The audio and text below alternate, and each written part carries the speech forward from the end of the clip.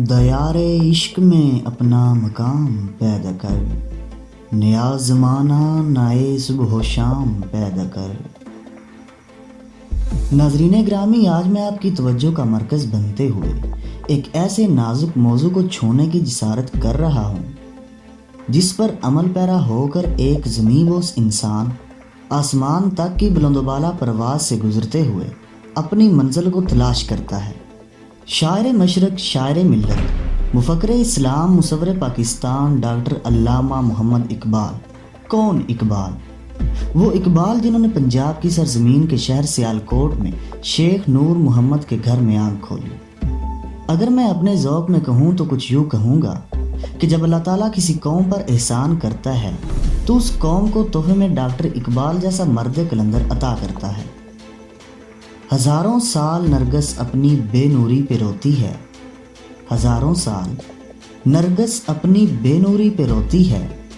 بڑی مشکل سے ہوتا ہے چمن میں دیدہ ور پیدا۔ ناظرین گرامی، اقبال جیسی ہستیاں ہزاروں سال بعد پیدا ہوتی ہیں، اور جیسا کہ آپ جانتے ہیں کہ نرگس کا پھول بظاہر اتنا خوبصورت دکھائی نہیں دیتا، جس کی بدولت اس کے اندر چھپی ہوئی خوشبو سے بہت کم لوگ ہی آشنا ہو پاتے ہیں۔ اور اگر کم کہنے سے بھی تھوڑا آگے بڑھوں تو بڑی مشکل سے ہوتا ہے چمن میں دیدہ ور پیدا۔ اقبال مرد کلندر اور سچے عاشق رسول تھے، وہ مبلغ اسلام تھے اور اس کے ساتھ ساتھ اسلام کے سچے ہمدرد بھی تھے۔ گنوا دی ہم نے اسلاف سے جو میراث تھی پائی، ثریا سے زمیں پر آسمان ہم کو دے مارا۔ وہ وقت جب انسانیت اندھیروں میں گم ہو چکی تھی، بظاہر تو انسان نظر آتے تھے لیکن انسانیت ختم ہو چکی تھی۔ وہ وقت جب مسلمان غلامی کے زنجیروں میں جکڑے ہوئے تھے، وہ وقت جب سینوں سے امانتیں ختم ہو چکی تھی، وہ وقت جب ضمیر مردہ ہو چکے تھے، وہ وقت جب نام نہاد ملاؤں کا ایمان کوڑیوں میں بکنے لگا تھا، وہ وقت جب انسانیت کے پیمانے لبریز ہو چکے تھے، وہ وقت جب انسانیت نہیں ظلمت کا شکار ہو چکی تھی، وہ وقت جب برصغیر میں نہتھے مسلمانوں پر ظلم ڈھائے جا رہے تھے، وہ وقت جب ہندوازم کو پھیلایا جا رہا تھا، وہ وقت جب بے بسی کی ہوا سے مسلمان مردہ ضمیر ہو چکے تھے، تب اللہ تعالیٰ کو بے بس مسلمانوں کی بے بسی پر رحم آیا اور اللہ تعالیٰ نے ہمیں اقبال جیسی شخصیت سے نوازا۔ اور اقبال نے مفکرانہ، کلندرانہ اور اپنی ولولہ انگیز شاعری کے ذریعے سوئی ہوئی قوم کو جگایا،